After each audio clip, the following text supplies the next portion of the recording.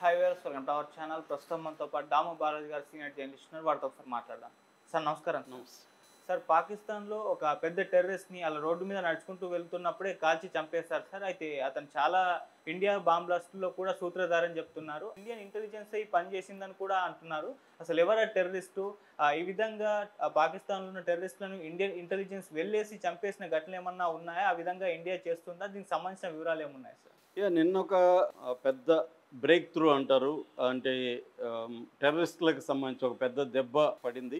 పాకిస్తాన్లో ఒక అతిపెద్ద టెర్రరిస్టు లష్కర్-ఇ తోయిబాకి సంబంధించి అతిపెద్ద టెర్రరిస్ట్ ఒక అతన్ని నిన్న గుర్తు తెలియని వ్యక్తులు కాల్చి చంపారు. నిన్న మధ్యాహ్నం ఆయన భోజనం తర్వాత రోడ్డు దాటి వెళ్తున్నాడు. నిజానికి అతనికి గవర్నమెంట్ కూడా మంచి సెక్యూరిటీ కూడా ప్రొవైడ్ చేసింది. అతనికి సెక్యూరిటీ ఉంది. సెక్యూరిటీ మధ్యలో నుంచి అతను రోడ్డు దాటి వెళ్తుంటే సడన్గా వచ్చిన కొంతమంది వ్యక్తులు అతని మీద కాల్పులు జరిపి అంతే వేగంగా పారిపోయారు. అంటే అతని చుట్టూ ఉన్న సెక్యూరిటీ తేరుకునే లోపలనే వేగంగా కాల్పులు జరిపి పారిపోయారని చెప్తున్నారు. సెక్యూరిటీ కూడా కాల్పులు జరిపారు, కానీ అప్పటికే వాళ్ళు ఎస్కేప్ అయ్యారు. అలా ముందుగా వాళ్ళు ప్లాన్ చేసుకున్నట్టుగా చెప్తున్నారు. ఏదేమైనా ఇతను ఎవరు, అతను ఎలాంటి టెర్రరిస్ట్ యాక్టివిటీలు ఇండియాలో ఆల్రెడీ చేశాడు, అతన్ని ఎవరు చంపి ఉండొచ్చు, ఇలాంటివి గతంలో ఏమైనా జరిగాయా అనేది మనం చూద్దాం. అతని పేరు అబూ సైఫుల్లా ఖలీద్. ఇతనికి అనేక మారు పేర్లు ఉన్నాయి. రజవుల్లా నిజామా అనేది కూడా వెరీ పాపులర్ మారుపేరు. ఇతను ఎల్ఈటి అంటే లష్కర్-ఇ తోయిబాలో అతిపెద్ద టెర్రరిస్టు. గతంలో ఇతను హఫీజ్ సయీద్, లష్కర్-ఇ తోయిబా స్థాపకుడు హఫీజ్ సయీద్ గురించి కూడా నేను ఆల్రెడీ చాలాసార్లు చెప్పాను. ఈ హఫీజ్ సయీద్కి ఇతను బాగా క్లోజ్ అని చెప్తున్నారు. ఎవరు? ఈ సైఫుల్లా. సో ఈ సైఫుల్లా గతంలో ఏంటంటే అనేక టెర్రరిస్ట్ యాక్టివిటీలో పాల్గొన్నారు ఇండియాలో. ముఖ్యంగా 2001లో రాంపూర్ సిఆర్ఎఫ్ క్యాంప్ మీద దాడులు జరిగాయి. ఆ దాడులకి ఇతనే డిజైన్ చేసి మొత్తం ప్లాన్ చేసింది ఇతనే అని చెప్తున్నారు. ఆ దాడిలో సిఆర్పిఎఫ్ పర్సన్స్ 7 మంది చనిపోతే ఒక సివిలియన్ కూడా చనిపోయారు. మొత్తం 8 మంది 2001లో జరిగిన రాంపూర్లో జరిగిన అటాక్లో చనిపోయారు. దానికి ఇతనే బాధ్యుడు. నెక్స్ట్ 2005లో బెంగళూరులో Indian institute of science Congress జరుగుతూ ఉంది. ఆ కాంగ్రెస్కి సంబంధించిన క్యాంపస్లోకి వెళ్ళి సడన్గా తీవ్రవాదులు కాల్పులు జరిపారు. అందులో మనీష్ చంద్రపురి అనే ఒక సైంటిస్ట్ చనిపోయాడు. దాంతోపాటు 4 అక్కడ కాంగ్రెస్కి అటెండ్ అయిన ప్రతినిధులు 4 చనిపోయినారు. అప్పుడు దేశవ్యాప్తంగా అది సంచలనం సృష్టించింది. సో దానికి కూడా ఇతనే బాధ్యుడు, ఈ సైఫుల్లా అనే బాధ్యుడు అని చెప్తున్నారు. నెక్స్ట్ 3వ సంఘటన 2006లో నాగపూర్లో ఆర్ఎస్ఎస్ కార్యాలయం మీద ఒక టెర్రరిస్ట్ గ్రూపు అటాక్ స్టార్ట్ చేశారు. అయితే ఆ అటాక్లో ఎవరు చనిపోలేదు ఆర్ఎస్ఎస్ వాళ్ళు, కానీ 4 టెర్రరిస్టులు మాత్రం పోలీసులు చంపేయగలిగారు. ఎదురుకాల్పులు జరిగాయి. అందులో 4 అయితే పోలీసులు చంపగలిగారు. దానికి కూడా ఇతనే కారణం. సో ఈ 3 సంఘటనలు, సిఆర్పిఎఫ్ మీద attack, Indian institute of science Congress మీద అటాక్, ఆర్ఎస్ఎస్ హెడ్ క్వార్టర్స్ మీద అటాక్, ఈ 3 దాడులకి ఇతనే సూత్రధారి అని చెప్తున్నారు. ఆ తర్వాత ఇతను ఏం చేశాడంటే నేపాల్లోకి వెళ్ళిపోయి, నేపాల్లో వినోద్ కుమార్ అనే ఒక పేరు మార్చుకొని ఐడి క్రియేట్ చేసుకొని నేపాల్లోనే ఉంటూ అక్కడ నగ్మా బాను అనే ఒక నేపాలీ అమ్మాయిని కూడా ఇతను పెళ్లి చేసుకున్నాడు. సో అక్కడ నేపాలీ అన్నట్టుగానే అక్కడ అందరినీ నమ్మించాడు. అయితే ఈ క్రమంలో మన ఇండియన్ ఇంటెలిజెన్స్ ఏజెన్సీలు ఇతను ఉనికిని కనిపెట్టాయని చెప్తున్నారు.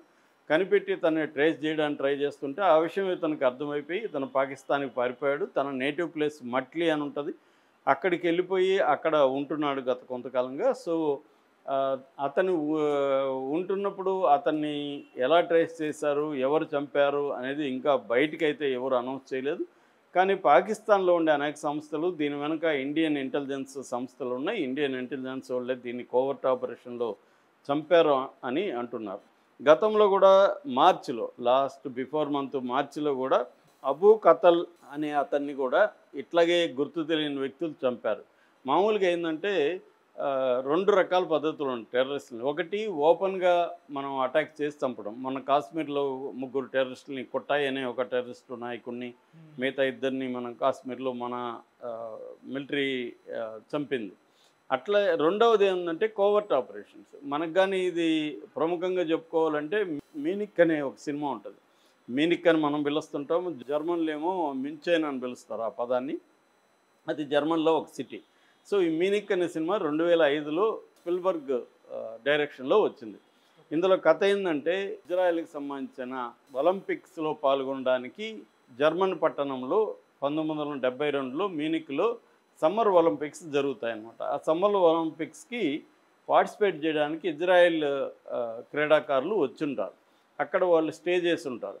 అప్పుడు అక్కడికి బ్లాక్ సెప్టెంబర్ అని పాలస్తీనా టెర్రరిస్ట్ ఆర్గనైజేషన్ సభ్యులు అక్కడికి వచ్చి వాళ్ళందరినీ అదుపులోకి తీసుకొని వీళ్ళని హోస్టేజెస్గా పట్టుకొని దీనంతా కూడా టీవీలో ప్రచారం చేయించి వాళ్ళని చంపేస్తారు. సో ఎవరిని ఆ క్రీడాకారులను 11 మందిని చంపుతారు. సో అందుకని వీళ్ళని చంపడానికి కోసం ఇజ్రాయెల్ ప్రభుత్వం ఏం చేస్తుందంటే, గోల్డీ మేయర్ అని అక్కడ ప్రధానమంత్రి, ఆమె ఏం చేస్తుందంటే ఒక రహస్య టీముని ఫామ్ చేస్తుంది. మొసాద్ అంటారు, ఇజ్రాయెల్ ఇంటెలిజెన్స్ ఏజెన్సీ. ఆ మొసాద్ ఆధ్వర్యంలో ఒక టీమును ఫామ్ చేసి, ఈ టీం ఏంటంటే ఎవరైతే వీళ్ళని చంపారో బ్లాక్ సెప్టెంబర్ తీవ్రవాదుల్ని, వాళ్ళు ప్రపంచంలో అనేక చోట్ల ఉంటారు, వెళ్ళిపోయారు. వాళ్ళని ట్రేస్ చేసి ఒక్కొక్కరినిగా చంపుకుంటూ రావడం, ఇది కథ అనమాట. సో అలాగా వీళ్ళు వెళ్ళి ఒక్కొక్కరిని మొత్తం 11 మందిలో 9 మందిని చంపేస్తారు. 2 మాత్రమే ఎస్కేప్ అయ్యారు. సో అలాగే చంపారు. అది బాగా పాపులర్. దీని మీద నవల కూడా వెంజెన్స్ అనే నవల వచ్చింది. ఆ నవల బేస్ చేసుకొని స్పిల్బర్గ్ సినిమా తీశాడు. ఇప్పుడు మన వాళ్ళు కూడా ఇట్లాంటి కొన్ని టీమ్స్ని ఫామ్ చేసుకొని పాకిస్తాన్లో ఉన్నారని చెప్తున్నారు. వీళ్ళు ఏం చేస్తున్నారంటే అక్కడున్న టెర్రరిస్టులని టార్గెట్ చేసి వాళ్ళ వేరబౌట్స్ కనుక్కొని ఎక్కడెక్కడ ఉన్నారు, వాళ్ళ వ్యవహారాలను కనుక్కొని వాళ్ళని సడన్గా వెళ్ళి అటాక్ చేసి చంపేయడం అనే ఒక టాక్టిక్స్ని ఫాలో అవుతున్నట్టుగా తెలుస్తుంది. అయితే ఇది ఎవరు కన్ఫర్మ్ చేయలేదు, కానీ దీని మీద పుకార్లు అయితే వస్తున్నాయి. జనరల్గా ఇలాంటివన్నీ కూడా చేసేది రా అనమాట. రా అంటే రీసెర్చ్ అండ్ అనాలిసిస్ వింగ్ అంటారు, ఇండియన్ స్పై ఏజెన్సీ. దీని మీద చాలా సినిమాలలో కూడా ఈ మధ్య తెలుగు సినిమాల్లో కూడా రా ఏజెంట్ల గురించి చెప్తున్నారు. మనకి ఈ మధ్య వచ్చిన పాపులర్ అంటే ఫ్యామిలీ మ్యాన్ ఫస్ట్ సిరీస్ ఇదే ఉంటుంది కంప్లీట్గా. మనోజ్ బాజ్పాయి రా ఏజెంట్గా ఉంటాడు. అలాగా ఈ రా ఏజెన్సీ వాళ్ళే కోవర్ట్ ఆపరేషన్ చేసి పాకిస్తాన్లో ఈ సైఫుల్లాని చంపారు అనేది ఇప్పుడు వినిపిస్తుంది. ఎందుకంటే మనం పాకిస్తాన్ బేస్డ్ టెర్రరిజాన్ని ఎదుర్కోవాలంటే డైరెక్ట్గా ఎదుర్కోలేము. ఎందుకంటే వాళ్ళు వస్తారు, ఇక్కడ టెర్రరిజం యాక్టివిటీలు చేస్తారు, మళ్ళీ పాకిస్తాన్ వెళ్ళిపోతారు, అక్కడ వాళ్ళకి సెక్యూరిటీ ఇస్తారు, సేఫ్ హౌసెస్ ఉంటాయి. కాబట్టి మనం వెళ్ళి చంపడం కష్టం అవుతుంది.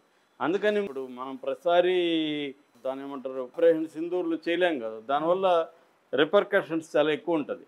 అదే మనం రహస్యంగా కోవర్ట్ ఆపరేషన్ చేసి వాళ్ళు ఎక్కడెక్కడ ఉన్నారో వాళ్ళని ప్లాన్ చేసుకొని సడన్ అటాక్ చేసి చంపేస్తే ఈజీ అవుతుంది కదా అన్నది, అది కూడా ఒక మెథడ్లో మన వాళ్ళు వెళ్తున్నట్టుగా తెలుస్తుంది. అయితే మన వాళ్ళు దీన్ని కన్ఫర్మ్ చేయరు ఓపెన్గా, అట్లాగే ఎవరు కూడా దీని గురించి కన్ఫర్మ్ చేసే పరిస్థితి లేదు.